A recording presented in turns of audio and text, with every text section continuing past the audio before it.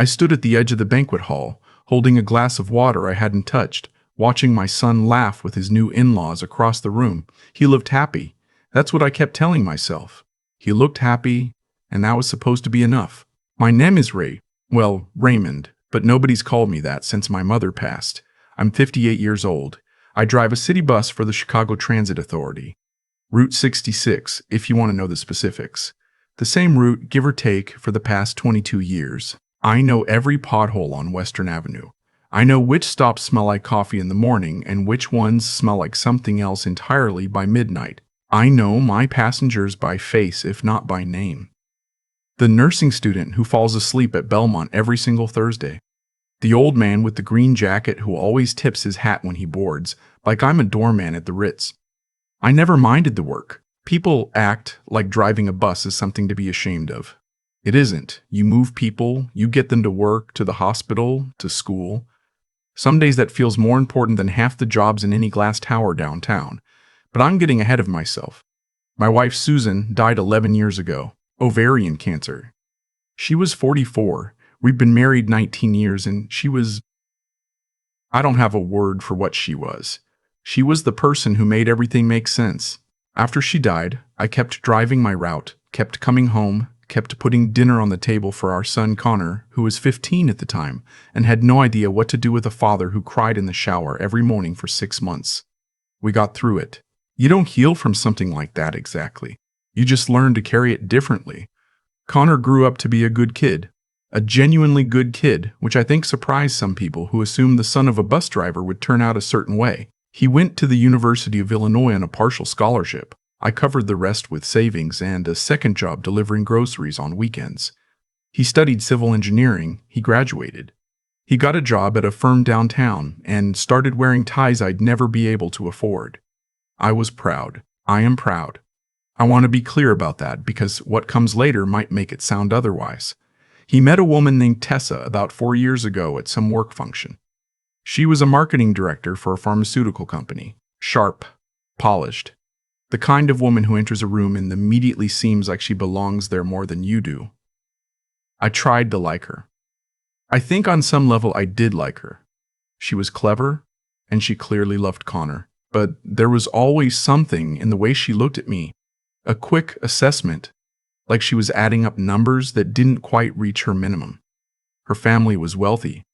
Not quietly wealthy either. Her father, a man named Clifford, had made a fortune in commercial real estate. He owned properties across the Midwest. Her mother wore jewelry that cost more than my car. They lived in a suburb called Winnetka, in a house that had a name. Their house had a name. Their house had a name.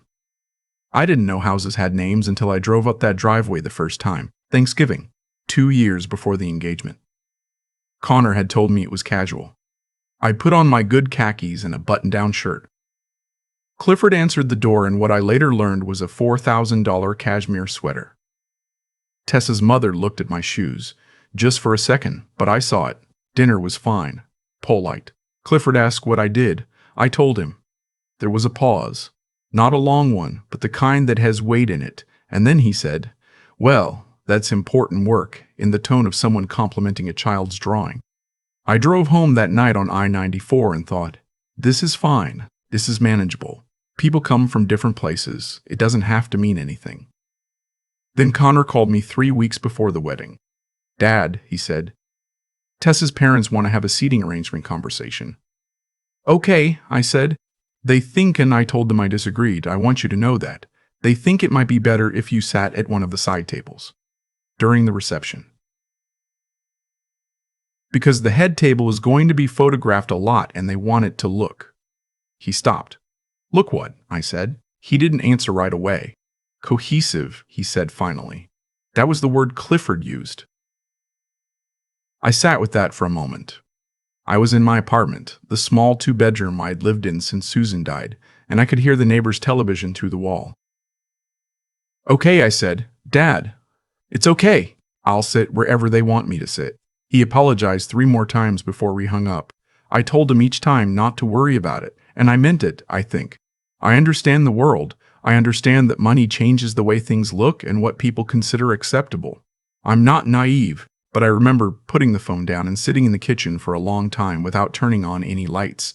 I had contributed $30,000 to the wedding, my entire savings from 2 years of setting aside a little each month, plus the inheritance my mother left me. A modest amount from the sale of the house in Cicero where I grew up. I told Connor when he got engaged that I wanted to help. Told him his mother would have wanted to help. Told him his mother would have wanted to help. Tessa's family was covering the rest, another $120,000 apparently, which bought you a venue in the Gold Coast, a band, flowers that probably cost more than my annual bonus. But my $30,000 was real. It was everything I had. I paid for the rehearsal dinner Clifford had offered, but I'd insisted. It was a nice dinner at an Italian place in Lincoln Park. I sat at the end of the table and mostly listened, and Clifford gave a toast about the future and the kind of life he envisioned for his daughter. He didn't mention Connor's mother. I didn't expect him to. But I noticed the wedding itself was beautiful in the way that expensive things often are. The venue was a restored ballroom near Michigan Avenue with chandeliers I couldn't stop looking at. 230 guests. Connor looked like a man who had figured something out. Tessa looked like a woman arriving exactly where she had always planned to arrive. I sat at table 11. It wasn't a bad table. It was near a window. I was seated next to a cousin of Tessa's from Phoenix who was friendly enough, and across from a couple who were colleagues of Clifford's. They talked a lot about property values and something called cap rates. I smiled and ate my salmon and thought about Susan. I thought about how she would have cried during the vows, and how she would have found the whole seating situation quietly unforgivable, and then found a way to forgive it anyway because that was who she was. The toasts started after dinner. Best man.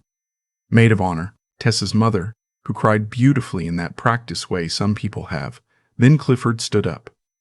He had the kind of presence that money buys, the voice, the posture, the assumption that the room is yours.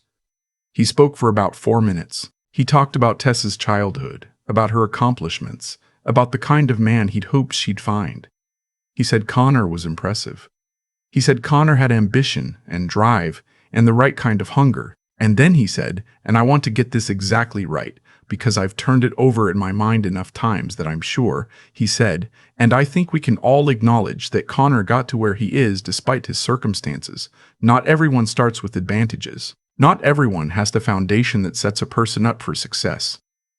But Connor proved that with enough determination, a man can rise above whatever hand he was dealt. The room applauded. I sat very still. He hadn't named me. He hadn't pointed. But table 11 was close to the windows, and I was the only one there who had come alone. Tessa's cousin from Phoenix stopped mid-sip of her champagne and looked at me for just a moment before looking away. I set down my fork. I picked up my water glass. I breathed. Connor was up at the head table. I couldn't see his face clearly from where I sat. I didn't know if he had heard it the way I'd heard it. I didn't know if he understood what had just been said. What Clifford had said, if you stripped away the politeness, was this: my son was impressive in spite of me. In spite of the bus route and the small apartment and the $30,000 I'd quietly handed over because his mother wasn't here to do it herself. I did not stand up. I did not make a scene. I've thought about that moment many times since, and I'm not sure whether that was dignity or cowardice. Maybe both. Sometimes they look the same from the outside. The rest of the reception continued. There was dancing. The band played something by Earth, Wind and Fire, and people flooded the floor. Connor came and found me around 9 o'clock. He hugged me and said, "You okay, Dad?" And I told him I was. I told him his mother would have loved the chandeliers. His eyes went red at the edges, and he hugged me again, and then someone called his name, and he was gone. I left at 10. I drove home on Lakeshore Drive with the windows down despite the October cold. I thought about a lot of things. I thought about Susan and about Connor at 15 eating cereal for dinner because I'd worked a double shift. I thought about the grocery deliveries on Saturday mornings, carrying bags upstairs in buildings that had their own names. I thought about Clifford's cashmere sweater. And I thought about a phone call I'd had 2 months earlier from a man named August Cole. August and I had gone to high school together. He was one of those people who stayed sharp and funny into his 50s, the kind of man who remembered the names of your kids and asked about them specifically. After high school, he'd gone into finance, started small, moved to New York, came back to Chicago eventually with enough money to do whatever he wanted. He ran a private investment group now. I hadn't seen him in 15 years when he called. We'd had coffee on a Tuesday morning in September. He'd told me something that I'd sat with very quietly for 2 months. He told me that a transportation logistics startup I had invested in, a small investment, 300 shares purchased years ago on a friend's recommendation, more or less forgotten, had been acquired by a larger infrastructure company the previous spring. He'd been following the deal because one of his funds had a stake in the acquiring company. He'd seen my name in some documentation. He wanted to make sure I knew. I hadn't known. The shares I'd bought for about $2,000 total, back when Connor was in middle school, and I'd thought for a brief moment that I should try to invest something, were now worth, after the acquisition and the buyout structure, just under $400,000. I had not processed this information in any real way. I had gone home and looked up the documents online and confirmed what August had said, and then I had sat at my kitchen table for a while. I had thought about telling Connor. I had decided to wait until I understood it better. I was still waiting, apparently, 2 months later. After the wedding, I called August. I told him what had happened. Not all of it. I didn't describe Clifford's toast in detail. I didn't tell him about Table 11. I just told him I needed to understand the financial situation clearly now. I needed to know what I actually had and what it meant. We met the following week. He brought someone from his office, a woman named Patricia. A tax advisor. I'll skip the name. We sat in his conference room downtown and they walked me through everything. The buyout, the tax implications, the current value of the shares. And then August leaned back in his chair and said, "Ray, there's also the licensing situation you may not be fully aware of." "The what?" August explained. Years ago, through the same friend who'd suggested the initial investment, I had apparently also signed on to a minor co-development agreement, something I remembered vaguely as paperwork that hadn't seemed important. It related to a routing algorithm that the startup had developed. When the startup was acquired, that algorithm became part of the deal. And because of the co-development agreement, I was entitled to ongoing licensing fees from the acquiring company. The fees, which had been accumulating in a dormant account while the legal transfer was finalized, amounted to a little over $200,000. Going forward, the annual licensing payment would be somewhere between $60,000 and $90,000, depending on usage metrics. I asked August to repeat that last part. He did. I drove home from that meeting and sat in my apartment for a long time. Not because I was calculating anything, not because I was planning, just because the world had rearranged itself in a way I hadn't anticipated, and I needed to let that rearrangement settle. I didn't tell Connor for 3 months. I want to be honest about why. Part of it was that I still didn't fully believe it. Part of it was that the legal transfer was still being finalized and I didn't want to say something that turned out to be different from what I'd said. But part of it, and this is the part I've been honest with myself about, was that I wanted to understand what my son's life looked like when he thought I was just his father, the bus driver. When there was no windfall to complicate things, I wanted to see what the ground actually looked like before I changed it. And I'd seen it. I'd seen Table 11. In February, 4 months after the wedding, Connor called me. He called on a Sunday night, which wasn't unusual, but his voice sounded different. Tight. He told me that Tessa had mentioned something. Apparently Clifford had made a comment over Christmas. Connor and Tessa had spent Christmas in Winnetka. I'd had Connor for 3 days before that, a comment about how it might be good if Connor established some distance from certain influences that might hold him back professionally, influences that were limited in their perspective. Connor said he'd pushed back. He said he'd told Clifford that was out of line, but Tessa had sided with her father, not loudly, not obviously, but in the way that makes you understand which direction the current is running. "What does that mean, Dad?" he asked me. "What do I do with that?" I told him I didn't know. I told him that was his marriage to navigate, and I was the last person he should be asking for advice about navigating difficult relationships, given the decade I'd had. But I told him something had come up that I needed to share with him. I told him to come over. He came that Wednesday. I made chili, which is the only thing I make reliably well. We ate at the kitchen table, and I waited until we were done before I told him. I walked him through the whole thing, the shares, the acquisition, the licensing agreement, August's name, the amount, the timeline. Connor didn't say anything for a long time. Then he said, "Dad, how long have you known?" "Since September," I said, "before the wedding." He looked at me. "I didn't know how to tell you," I said. And then the wedding happened, and I needed to sit with it. Table 11, he said quietly. I looked at him. I heard what he said, Dad. At the toast. I heard it. His jaw was tight. I heard it. His jaw was tight. I didn't know what to do. I should have said something. Right then, I should have. It was your wedding day, I said. That doesn't matter. It matters a little.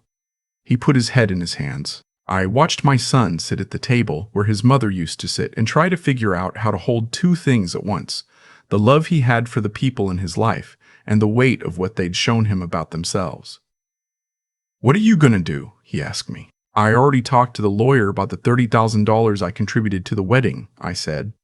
There's a way to structure it so it goes into a separate account in your name only, not joint, yours. I want you to have it either way. He started to say something. Let me finish, I said. I'm also going to call Clifford. Connor looked up. I'm not going to cause a scene, I said. I'm not going to threaten anyone or show up with documents or do anything dramatic. I'm just going to have a conversation with him man to man, and I'm going to tell him some things he doesn't know about the people he decided to measure. I called Clifford the following Saturday morning. I'd thought about it all week. I'd practiced in the car on my route, which I know sounds ridiculous, but Route 66 is long and there's time to think. He answered on the third ring. He was pleasant in that immediate, practiced way. The voice of a man who has had too many professional phone calls to ever be off guard. I told him who I was. There was a small pause, the kind that recalibrates. Ray, he said. Of course, what can I do for you? I told him I'd been doing some financial planning and wanted to share some information with him, since our families were now connected. I mentioned the acquisition. I mentioned the licensing agreement. I mentioned the number. I said it simply, without emphasis, the way you state a fact. The line was quiet for about 4 seconds. That's significant, he said. Yes, I said. I wasn't aware, I know, I said. I could tell. Another pause. Ray, I hope you understand that my comments at the reception were intended. I understood them exactly as they were intended, I said. I want you to understand something in return. Connor is my son. Whatever I have and whatever I build from here belongs to my family, which now includes your daughter. I'm glad she married him. I think she's good for him in some ways. But I want to be clear with you, as his father, that the man sitting at table 11 is the same man who will be part of your grandchildren's lives. And how you've treated me matters. It will continue to matter. He said he understood. He said he understood. He said he hoped we could move forward. I told him I did too. And I meant it because what was the alternative? Spending the rest of my life hating my son's father-in-law wasn't something I had energy for. But I needed him to know. I needed him to have that information and sit with it. A few weeks later, Tessa called me. Unexpectedly. She didn't apologize directly. I don't think that's in her vocabulary. But she said she wanted to have lunch. Just the two of us. She said Connor had told her some things and she felt like she hadn't made the effort she should have. We had lunch at a place near her office. She ordered a salad. I ordered a burger because I didn't feel like performing. She said, I think I made some assumptions. I said, most people do.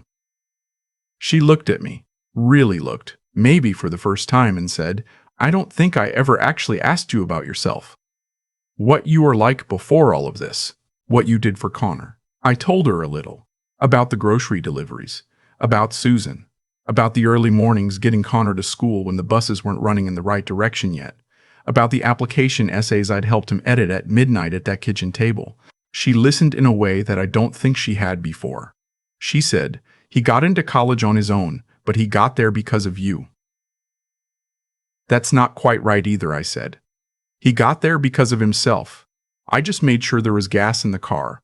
She smiled at that. It was the most genuine thing I'd seen from her in 4 years. I still drive Route 66. I'll tell you that because people always assume I quit. I haven't quit. I took some time, a few weeks, to get the financial paperwork sorted, meet with August's team, set up the accounts the right way. But on a Tuesday in March, I climbed back into the driver's seat and took the 6015 out of the terminal, and the old man with the green jacket was already waiting at his stop, and he tipped his hat the way he always does, and that felt like something. Connor calls me every Sunday now, not always for long, sometimes just 10 minutes. But he calls. And last month he asked if I wanted to drive up to Wisconsin with him. Just the two of us, the way we used to when he was young. And Susan was still alive and we had a little cabin spot we rented for a long weekend. We hadn't done it since she died. We went. It rained most of the first day. We played cards and ate bad sandwiches and watched an old game on the small TV in the cabin, and Connor fell asleep in the armchair the way he used to when he was small, and I sat there in the quiet and thought about Susan. I think she would have found the whole thing, the shares, the acquisition, the phone call to Clifford, the lunch with Tessa. She would have found it a little funny. Not mean funny. Just the kind of funny that comes from the universe occasionally deciding to even things out. She always said the world was fairer than it looked from the middle. She said you had to get to the end of certain chapters before the fairness became visible. I didn't believe her then. I'm starting to. I've thought a lot about what Clifford said that night. Not with anger anymore. The anger burned off a long time ago somewhere on Lakeshore Drive with the windows down. What I think about now is the mechanics of it. How a person gets to the point where they stand up in a room full of people and say something like that and believe, genuinely believe, that they're being gracious. He thought he was paying Connor a compliment.